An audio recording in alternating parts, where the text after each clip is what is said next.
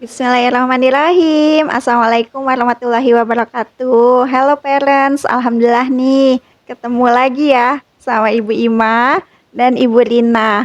Kita masih membahas tentang eh, hambatan pendengaran pada anak. Untuk parents yang merasa punya pertanyaan atau pingin tahu gitu tentang sistem pendengaran ini, boleh banget ya Bu tulis di kolom komentar. Insya Allah nanti kalau ada kesempatan lagi kita mau banget kok sama-sama ya Bu ya, karena memang menjadi orang tua itu nggak bisa sendirian, kita harus saling menguatkan, harus terus belajar. Nah, di video sebelumnya Bu Lina udah sampaikan bahwa ada loh solusinya nih jika anak kita memiliki gangguan pendengaran. Yang pertama yaitu dengan bahasa isyarat, yang kedua bahasa bibir, yang ketiga adalah dengan alat bantu dengar. Dalam kesempatan ini kita mau tahu tentu ya, apa sih yang terbaik atau menurut Ibu Lina ketiga solusi itu mana yang terbaik gitulah ya, atau pandangan Ibu Lina tentang ketiga solusi itu bagaimana, kurang lebih kayak gitu ya. Langsung aja Ibu Lina, silakan. Terima kasih Bu Ima. Oke, tiga-tiganya baik. Saya tidak akan menyebutkan mana yang paling baik. Ketiganya baik karena tadi seperti saya sampaikan, yang paling penting adalah anak bisa berkomunikasi. Jadi jika orang tua memilih untuk bahasa isyarat, ya boleh. Baca bibir juga boleh. Atau berkomunikasi verbal dengan mendengar. Namun yang paling penting adalah konsisten dengan pilihan tersebut. Nah, kalau saya memang memilih yang berkomunikasi verbal dengan mendengar. Pertama, karena dalam pandangan saya adalah dengan berkomunikasi verbal dengan mendengar, Ramzi bisa berkomunikasi dengan siapa saja, lebih mudah tentunya.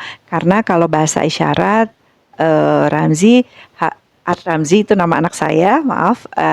Ramzi bisa berkomunikasi pada orang yang juga bisa bahasa isyarat. Namun jika tidak bisa bahasa isyarat, tentunya akan kesulitan berkomunikasi.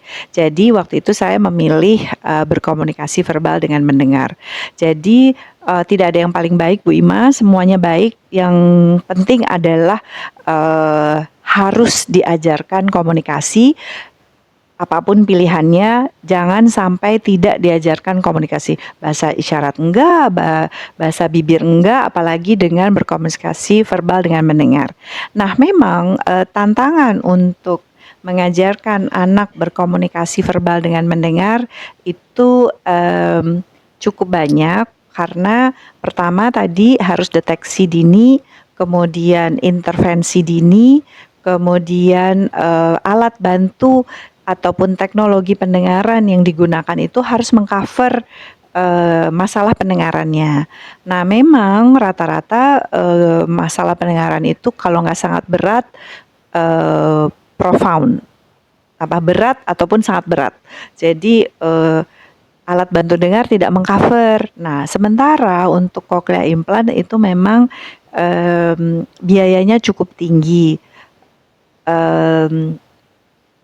Untuk BPJS itu baru mengcover biaya operasinya saja. Sementara untuk alatnya, coclear implantnya itu masih belum di-cover oleh pemerintah.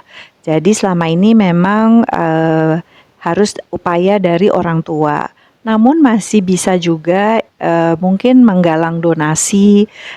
Ada juga orang tua yang menggalang donasi, kemudian akhirnya bisa implan atau coclear implan. Karena coclear implan itu harganya cukup mahal, di atas 150 juta.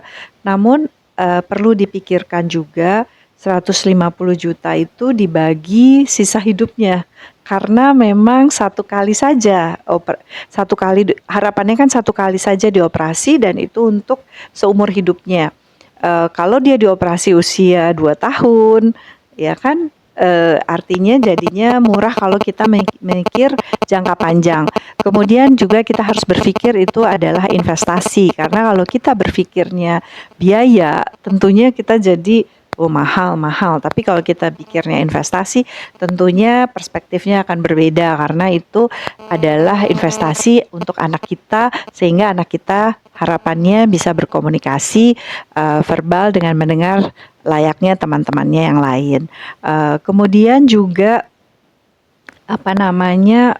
penting untuk dipahami bahwa setelah implan memang langsung mendengar tapi tidak langsung berbicara. Jadi memang harus ada terapi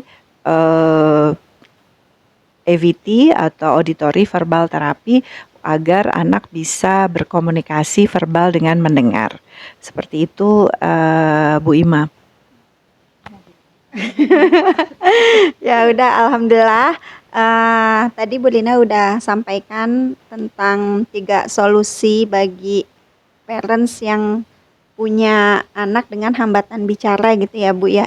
Hambatan mendengar gitu ya. Barangkali dalam video ini itu dulu yang bisa di-sharing.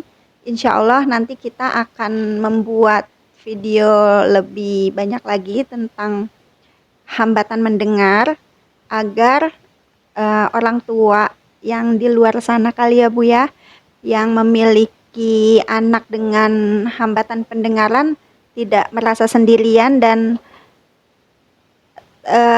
solusinya tuh ternyata lebih dekat gitu pada orang tua tersebut gitu. Ini mudah-mudahan bisa menjadi cara kita mensupport orang tua di luar, kita memberikan kekuatan ya Bu ya pada mereka, karena seperti yang Ibu sampaikan bahwa dihadapkan dengan ternyata memiliki anak dengan hambatan pendengaran itu tentu hal yang sulit juga diterima awalnya. Nah, itu dulu barangkali yang bisa disampaikan. Terima kasih semuanya Ibu Lina. Assalamualaikum.